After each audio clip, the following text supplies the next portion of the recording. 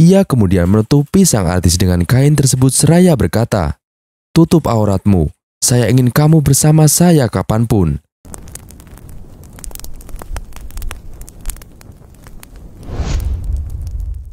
Assalamualaikum warahmatullahi wabarakatuh. Sholawat adalah bentuk dan puji-pujian terhadap Nabi Muhammad, keluarga, serta sahabatnya. Menurut Kamus Besar Bahasa Indonesia, sholawat atau sholawat adalah permohonan kepada Allah untuk Nabi Muhammad SAW beserta keluarga dan sahabatnya. Sholawat adalah salah satu sunnah yang utama, menumbuhkan kecintaan kepada baginda Nabi Muhammad SAW. Allah Ta'ala berfirman dalam surat Al-Ahzab ayat 56 yang artinya, "Sesungguhnya Allah dan para malaikatnya bersolawat untuk Nabi. Wahai orang-orang yang beriman, bersolawatlah kamu untuk Nabi dan ucapkanlah salam dengan penuh penghormatan kepadanya." Perihal ini, ada sebuah kisah tentang seorang wanita Mesir yang bertaubat akibat berpura-pura solawat. Dulu di Mesir, ada satu lembaga perfilman Amerika yang ingin membuat film yang bertemakan Robiah Al-Adawiyah. Robiah Al-Adawiyah adalah seorang sufi wanita yang dikenal karena kecintaannya terhadap Allah dan baginda Nabi Muhammad SAW. Dia diminta untuk memerankan sosok Robiah Al-Adawiyah. Produser film menunjuk seorang artis film panas untuk memerankan peran tersebut karena sang artis dinilai sangat lihai dan mampu untuk menjalaninya. Ketika itu, ada banyak kontroversi dari rakyat Mesir yang menilai bahwa sang artis tidak layak karena memerankan tokoh yang dikenal dengan kesolehannya. Namun sang produser tetap berpegang pada keputusannya.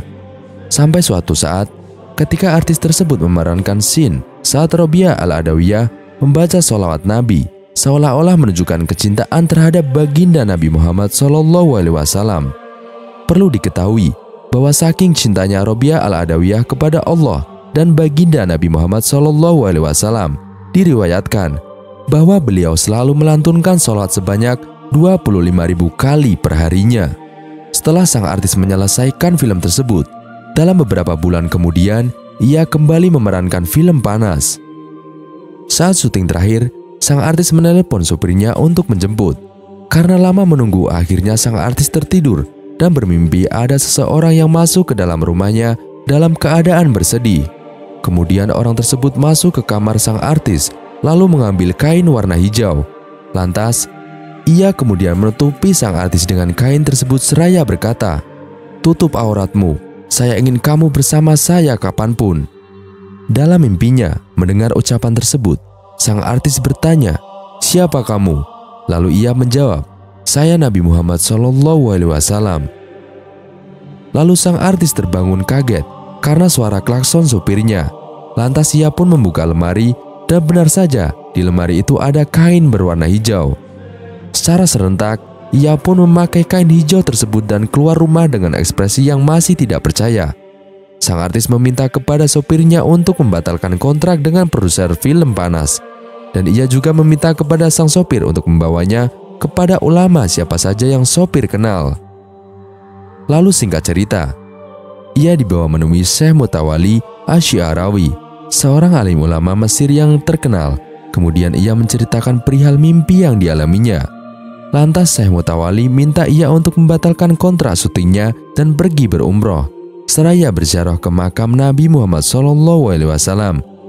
Dari kisah ini dapat diambil hikmah bahwa sebanyak dosa kita, jika kita mendekatkan diri dan menumbuhkan kecintaan kepada baginda Nabi Muhammad SAW atas izin Allah, insya Allah dosa-dosa kita akan terampuni. Maka perlulah kita memperbanyak sholawat. Perlulah kita mencintai baginda Nabi Muhammad SAW. Karena Nabi Muhammad SAW sangat cinta kepada umatnya, sampai beliau rela menanggung rasa sakit sakaratul maut umatnya di akhir hayat beliau. Dikutip dari kitab Riyadul Badi'ah halaman 92, karya Syekh Nawawi Al-Bantani, dalam khotimah, yakni bab penutup kitabnya, Syekh Nawawi menganjurkan beberapa amalan agar senantiasa dilaksanakan kaum muslimin muslimat. Salah satunya adalah membaca sholawat kepada baginda Nabi Muhammad SAW.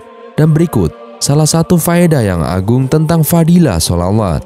Dikisahkan seorang ibu datang kepada Syekh Hasan dan ia berkata, "Aku telah ditinggal wafat oleh anak perempuanku dan aku ingin sekali memimpikan dia." Kemudian Syekh Hasan berkata kepada si ibu, "Lakukanlah sholat sunnah 4 rakaat setelah Isya dan bacalah pada setiap rakaatnya surat At-Takasur 1 kali setelah Fatihah. Kemudian berbaringlah dan bacalah sholawat hingga engkau tertidur." Si ibu ini melakukan apa yang telah disampaikan Syekh padanya. Maka pada malam itu, si ibu memimpikan anak perempuan sedang disiksa dengan kaki dan tangan terbelenggu rantai besi. Keesokannya, si ibu datang lagi kepada Syekh dan mengabarkan mimpinya.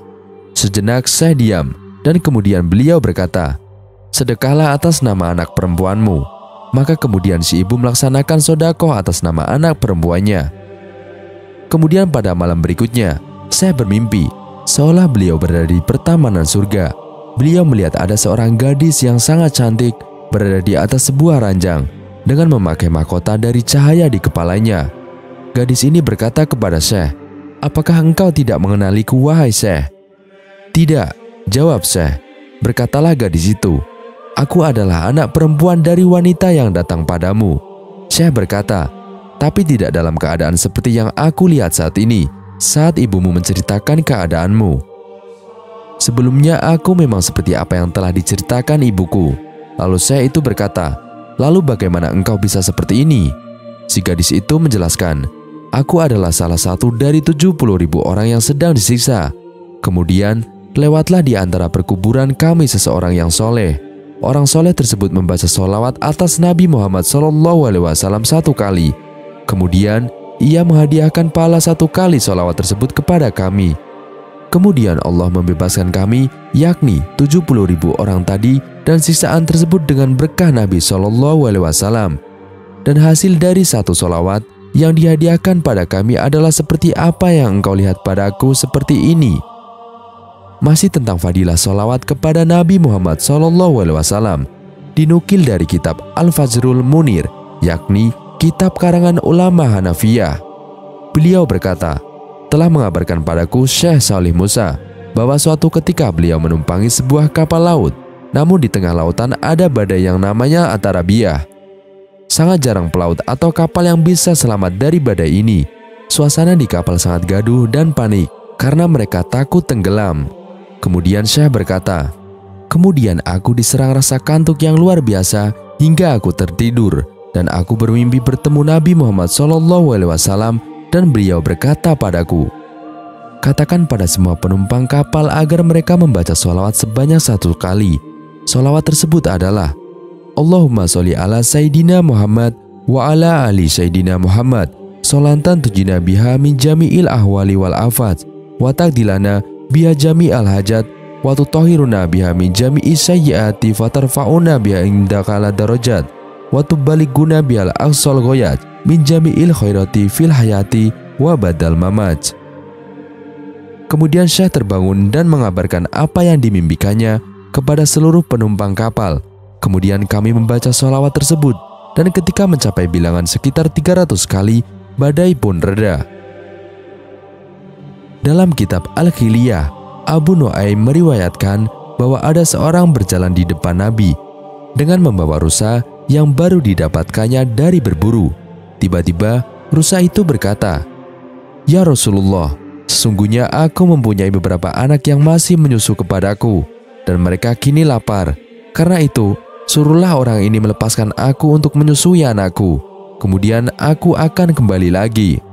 Rasulullah kemudian bertanya kepada rusa tersebut, "Wahai rusa, jika engkau tidak kembali bagaimana?" Rusa pun menjawab, "Jika aku tidak kembali, maka Allah akan mengutukku bagaikan orang yang mendengar namamu disebut padanya, tiba-tiba ia tidak membaca sholawat kepadamu."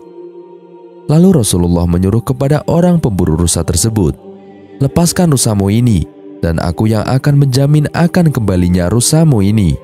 Kemudian pergilah rusa tersebut untuk menyusui anak-anaknya. Kemudian setelah itu ia kembali kepada sang pemburu.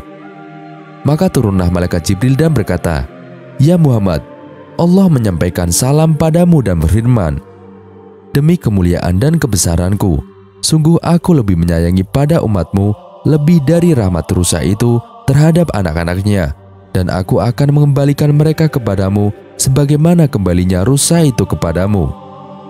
Imam Ibnu Abi Hashim berkata bahwa Rasulullah bersabda, "Maukah kuberitahukan kepada kalian manusia yang paling bakhil?" Sahabat menjawab, "Ya, ya Rasul." Maka Rasul menjawab, "Yaitu orang yang mendengar namaku disebut orang di depannya, kemudian ia tidak membaca sholawat untukku, maka ia adalah manusia yang paling bakhil, manusia yang paling pelit."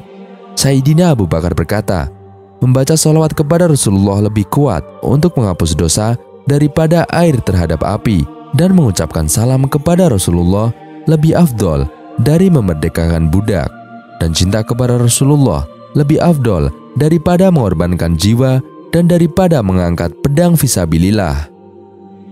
Kisah-kisah nyata keajaiban sholawat. Dikisahkan, ada seorang ketika berhaji selalu membaca sholawat Nabi dalam segala tempat yang mustajab, dan ketika ditanya, "Mengapa kamu tidak membaca doa-doa yang diriwayatkan dari Nabi di tempat-tempat yang tertentu ini?" Maka ia lebih dahulu meminta maaf, kemudian menjawab dan menerangkan. Dia berkata bahwa aku keluar bersama ayahku menuju haji, dan ketika sampai di Basrah, tiba-tiba ayahku meninggal dunia, sedangkan mukanya berubah menjadi bagaikan himar, bagaikan keledai. Maka aku sangat sedih akan hal tersebut yang sangat mempengaruhi perasaanku, dan ketika aku tertidur dalam keadaan yang sedih, tiba-tiba aku bermimpi bertemu dengan Rasulullah Shallallahu Alaihi Wasallam. Maka langsung aku pegang tangan beliau dan aku beritahukan keadaan ayahku. Maka Rasulullah bersabda, "Ayahmu makan dari perkara riba, sedangkan pemakan riba itu memang demikian keadaannya, yakni akan menjadi himar. Tetapi ia membaca sholawat untukku tiap malam 100 kali.